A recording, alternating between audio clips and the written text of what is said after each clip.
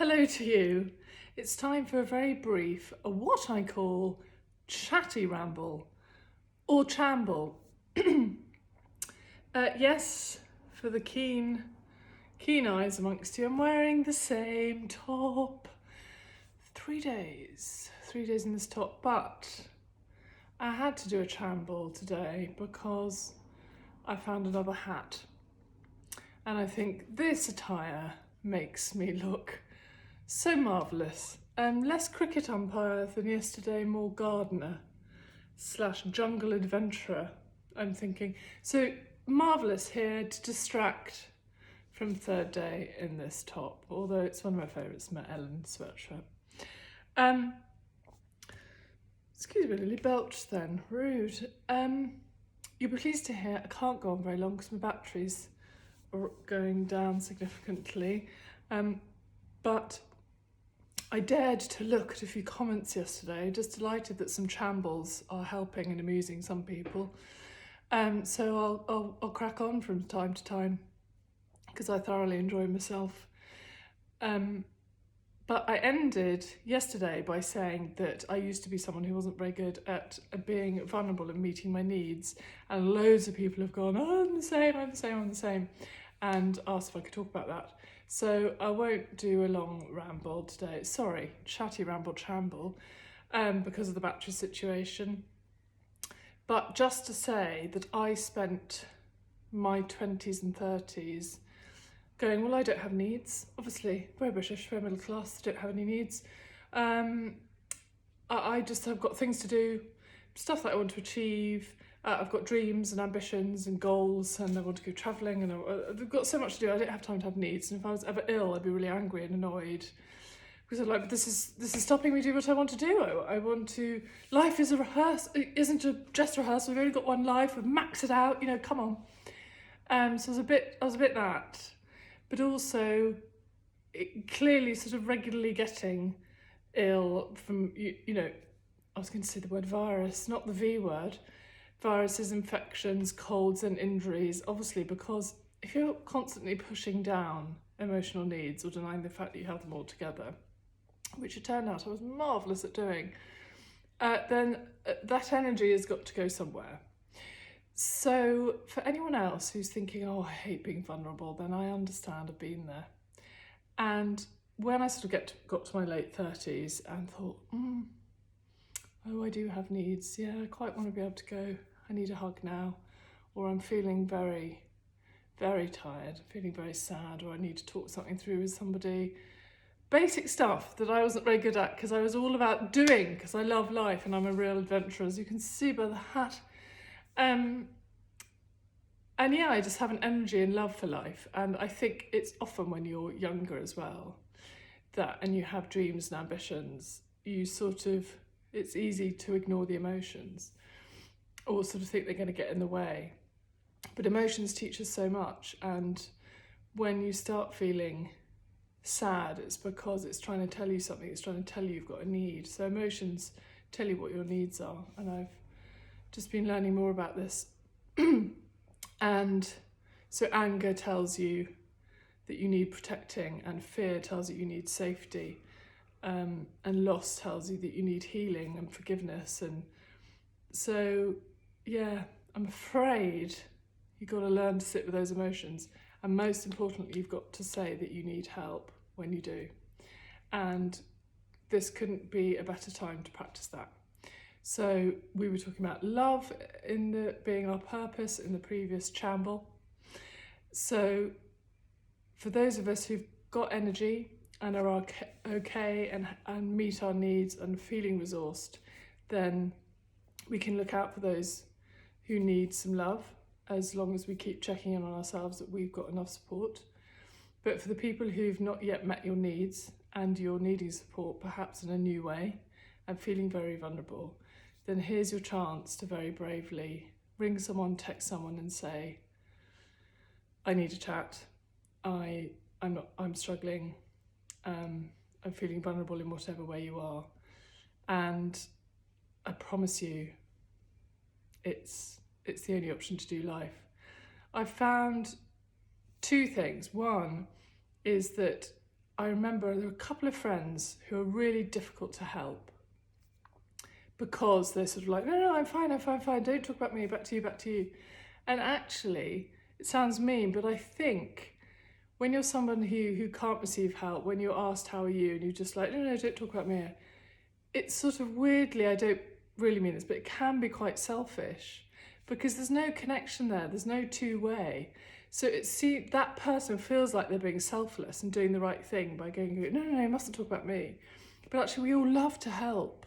We love to love. We love to give. That's what we're designed to be. That's what humans need to be doing. So please give us the chance to do that for you.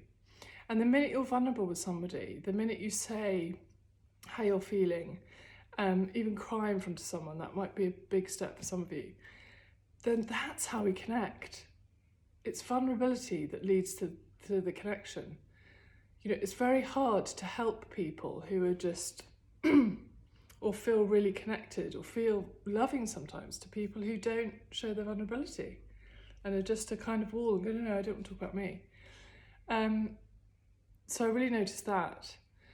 And then, I can't remember the other thing. It was going to be marvellous. It was a marvellous point.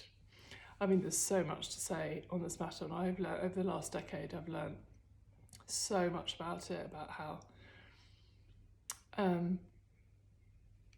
you've got to meet your own needs, you've got to put the oxygen mask on first.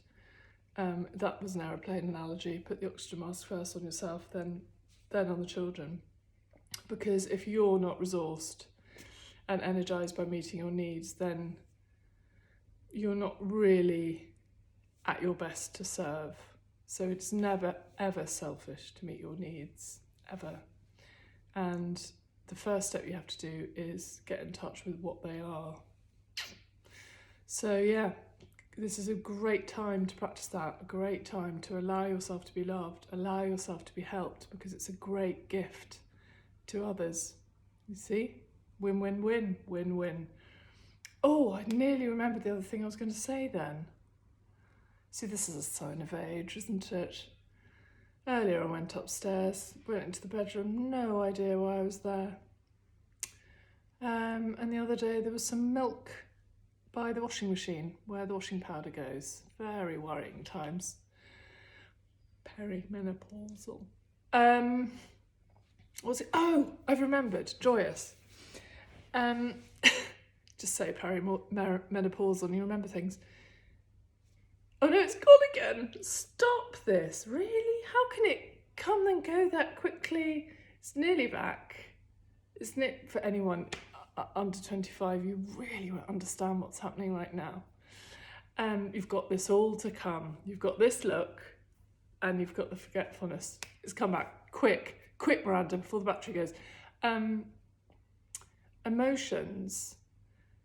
Imagine a loved one feeling incredibly sad or upset about a situation or frightened and scared. Would you ever say to them, no, sorry, I'm not going to help you.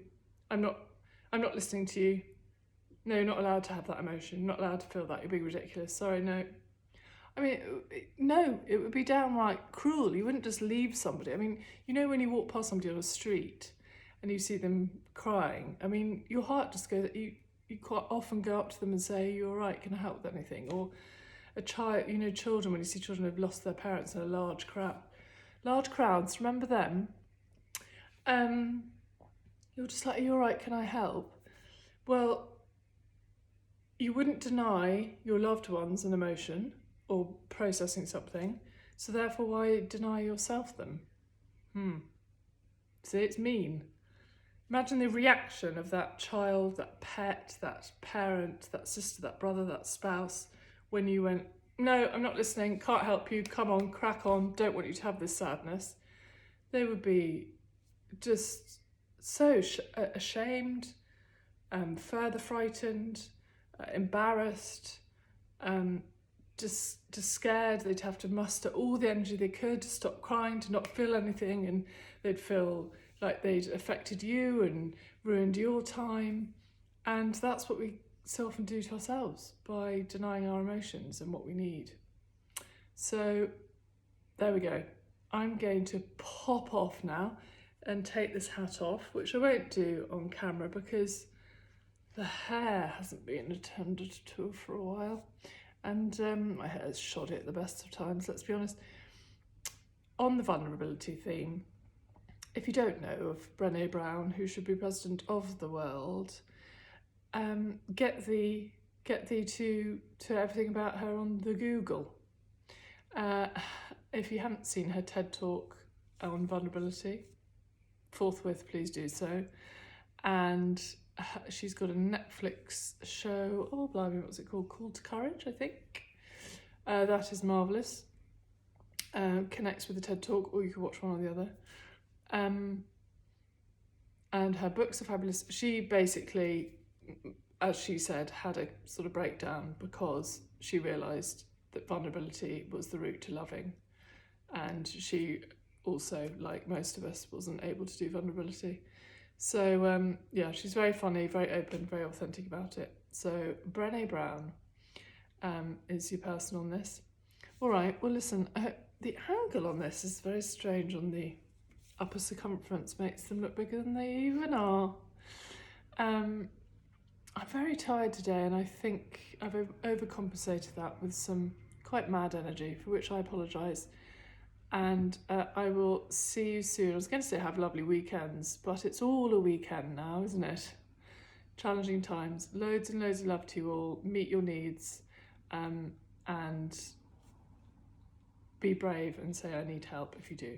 Love you, bye.